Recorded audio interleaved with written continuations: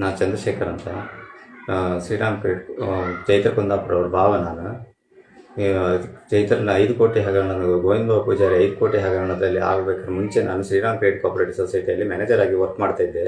ಒಂದು ದಿವಸ ಶ್ರೀಕಾಂತ್ ಮತ್ತು ಚೈತ್ರ ಅವರು ಬಂದು 50 ಲಕ್ಷ ಕ್ಯಾಶ್ ತಗೊಂಡು ಬಂದು ಡೆಪಾಸಿಟ್ ಮಾಡ್ಬೋದು ಕೇಳಿದಾಗ ಸೆಕ್ರೆಟರಿ ಅವ್ರ ಹತ್ರ ಮಾತಾಡಿ ನಾನು ಡೆಪಾಸಿಟ್ ತೊಗೊಳ್ಬೋದಾ ಕೇಳಿದೆ. ಡೆಪಾಸಿಟ್ ತೊಗೊಳ್ಬೋದು ಅಂತ ಹೇಳಿದ್ರು.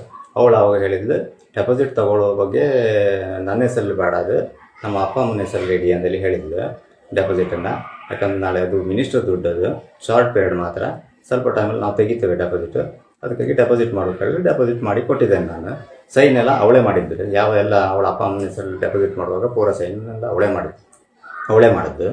ಆಮೇಲೆ ಅದನ್ನು ಡೆಪಾಸಿಟ್ ಮಾಡಿ ಆದ ನಂತರ ಬಾಂಡ್ ತಗೊಂಡೋದ ನಂತರ ಸ್ವಲ್ಪ ಟೈಮಲ್ಲಿ ಸಂತೋಷನವರಿಗೆ ಲೋನ್ ಮಾಡಿಸಿ, ಸ್ವಲ್ಪ ಡೆಪಾಸಿಟ್ ಲೋನ್ ಬೇಕಿತ್ತು, ಅದ್ರ ಮೇಲೆ ಲೋನ್ ಮಾಡಿ ಕೊಡಿ, ಆಮೇಲೆ ನಿಮಗೆ ಅದಕ್ಕೆ ಎಕ್ಸ್ಟ್ರಾ ಬಡ್ಡಿ ನಾನು ಎಕ್ಸ್ಟ್ರಾ ಕೊಡ್ತೇನೆ ಅಂತೇಳಿ ಹೇಳಿದೆ.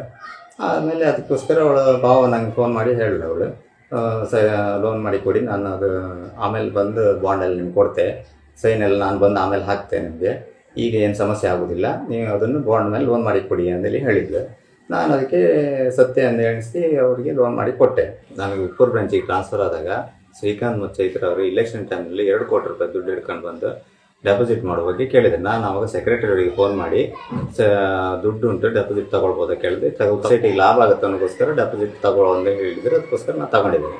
ಅದರಲ್ಲಿ ಒಂದು ಸ್ವಲ್ಪ ಡೆಪಾಸಿಟ್ ಮಾಡಿ ಉಳಿದ ದುಡ್ಡನ್ನು ಲಾಕರಲ್ಲಿ ಇಟ್ಟು ಹೋಗಿದ್ರು ಅವರು. ಹೋಗುವಾಗ ಲಾಕರಲ್ಲಿ ಇಟ್ಟು ಹೋದರು. ಲಾಕರಲ್ಲಿ ಇಟ್ಟು ಹೋದ ನಂತರ ಸ್ವಲ್ಪ ಟೈಮ್ ಬಿಟ್ಟು ಮನೆ ಕಟ್ಟುకుంಟು ನನಗೆ ಅದ್ರ ಮೇಲೆ ಒಂದು ಸ್ವಲ್ಪ ಲೋನ್ ಮಾಡಿ ಕೊಡು ಅಂತೇಳಿ ಹೇಳಿದ್ರು ಡೆಪಾಸಿಟ್ ಮೇಲೆ. ಮತ್ತು ಲಾಕರಲ್ಲಿ ಸ್ವಲ್ಪ ದುಡ್ಡನ್ನು ತಗೊಂಡೋದ್ರು. ಬಾಂಡ್ ಮೇಲೆ ಲೋನ್ ಮಾಡುವಾಗ ಒರಿಜಿನಲ್ ಬಾಂಡ್ ಬೇಕಂತ ನಾನು ಕೇಳಿದೆ. ಆ ಒರಿಜಿನಲ್ ಬಾಂಡ್ ಕೇಳಿದಾಗ ಅದು ವೈನರಲ್ಲಿ ಇರುವಾಗಲೂ ನೀವು ಒರಿಜಿನಲ್ ಬಾಂಡ್ ತಂದು ಕೊಡ್ತೇನೆ ಅಂತ ಹೇಳಿ ತಂದು ಕೊಡಲಿಲ್ಲ. ಈಗ ಉಪ್ಪೂರಲ್ಲಿ ಬ್ರಾಂಚಿಂದು ಒರಿಜಿನಲ್ ಬಾಂಡು ತಂದು ಕೊಡಲಿಲ್ಲ. ನನ್ನ ಕಡೆ ನಾನು ಸಮಸ್ಯೆ ಆಗುತ್ತೆ ಅದಕ್ಕೆ ಹೇಳಿದ್ರೆ, ಇಲ್ಲ ನಾನು ಅದು ಮಿಸ್ಪ್ಲೇಸ್ ಆಗಿದೆ, ನಾನು ಅದು ಎಲ್ಲಿದೆ ಅಂತ ಗೊತ್ತಿಲ್ಲ, ನನಗೆ ಸಿಕ್ಕನಂತ ನಿಮ್ಗೆ ಗ್ಯಾರಂಟಿ ತಂದು ಕೊಡ್ತೆ. ಅದ್ರ ಮೇಲೆ ಆ ನಂಬಿಕೆ ಇಟ್ಕೊಂಡು ನಾನು ಅವಳಿಗೆ ಲೋನ್ ಮಾಡಿಸಿ ಕೊಟ್ಟದ್ದೆ.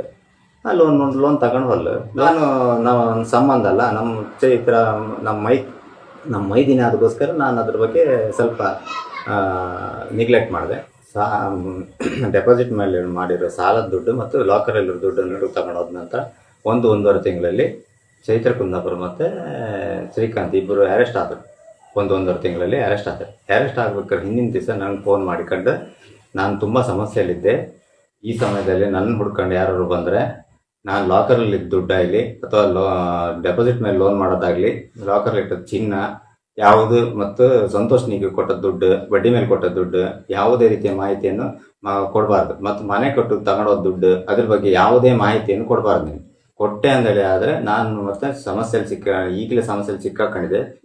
ನಿಮ್ಮಿಂದಾಗಿ ನಾನು ಸಮಸ್ಯೆಯಲ್ಲಿ ಸಿಕ್ಕಾಕೊಂಡ್ರೆ ನಾನು ಸಂಬಂಧಗಳ ಮುಖ ನೋಡೋದಲ್ಲ, ನಾನು ಅಕ್ಕ ಅಂದೇಳಿ ನೋಡೋದಿಲ್ಲ. ಅವಳನ್ನು ನಾನು ಎಲ್ಲಿ ಹ್ಯಾಂಗೆ ಇದು ಮಾಡ್ಬೇಕಂತ ಗೊತ್ತುಂಟು ನನಗೆ ಅಂದೇಳಿ ಜೀವ ಬೆದರಿಕೆ ಹಾಕಿಲ್ಲ. ಸ್ಕೂಟಲ್ಲಿ ಹೋಗುವಾಗ ಇದು ಮಾಡ್ತೆ ಅಂತ ಹೇಳಿಲ್ಲ, ಅದಕ್ಕಾಗಿ ಜೀವ ಬೆದರಿಕೆ ಹಾಕಿಲ್ಲ. ನಾನು ಅದಕ್ಕೆ ಯಾವ ವಿಷಯನೂ ಯಾರ ಹತ್ರನೂ ಮಾತಾಡಲಿಲ್ಲ, ಯಾರಿಗೂ ವಿಷಯ ಹೇಳಲಿಲ್ಲ ನಾನು.